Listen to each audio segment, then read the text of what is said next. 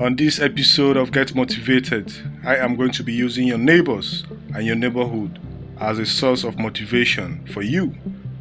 If you are that kind of person that is always watching interviews of successful men and women, you will agree with me that a lot of these people have one thing in common, which is they get motivated through the way they grew up. Some of them out of sheer poverty, and a few of them passion. So I am going to be using your neighbors and your neighborhood as key points in this very video.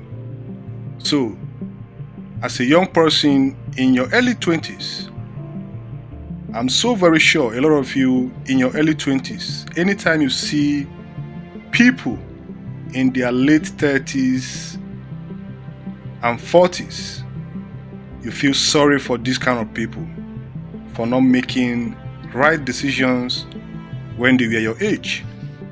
At that point, what do? You motivate yourself so you don't end up like this kind of people. You motivate yourself so your life will be better when you're going to get to that age that you see these people and you are feeling sorry for. It is always very good that you learn from people's mistakes. Don't wait for you to learn from your own mistakes. By then, it would have been late. So always learn from people's mistakes. So that is number one example.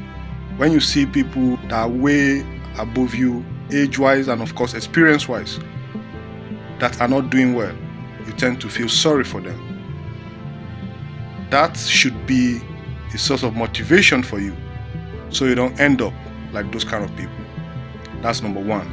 Number two example is this. You have a neighbor that have kids, and this neighbor of yours is always finding it difficult to pay the tuition fees of his kids. At that point, what exactly should come to your mind? You tell yourself, I don't want to end up like this neighbor of mine that is always finding it difficult to pay the tuition fees of his kids. At that point, you get yourself motivated and get back to work. So when you have kids of your own, things will be a little bit easier for you. Things will be easier for you, so you don't get to find it very difficult to pay the tuition fees of your kids. Another example is this. If you live in a one-room apartment, like not so good apartment, and you intend to like change your story, like you don't want to continue living like that, that also should motivate you so you live a very good life in the near future. So anything you see around your environment should be a source of motivation for you to do well in life. Don't get stuck up in that environment thinking you have arrived in life. No. Always challenge yourself. Anything you see around your environment, the people's lives there, your environment, including that single room you are living in, should be a source of motivation for you. Don't get stuck in a particular place and be contented with it. Always strive to be a better person. Very important. Like I said from the beginning of this video, most of the successful people out there have one thing in common. They all grew up motivated through their environment. You see a lot of them saying, when we were growing up, my mother didn't have anything, my father didn't have anything. So I made sure I worked very hard, and glory be to God, here we are today. I can be able to buy anything I want to buy.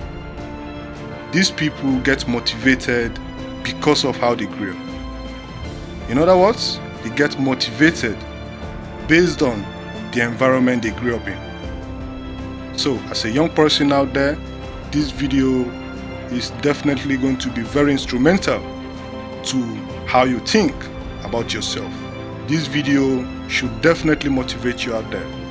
Always look around you, look around your environment. Anything at all that you are currently facing in your environment, if you want to change it, it should motivate you.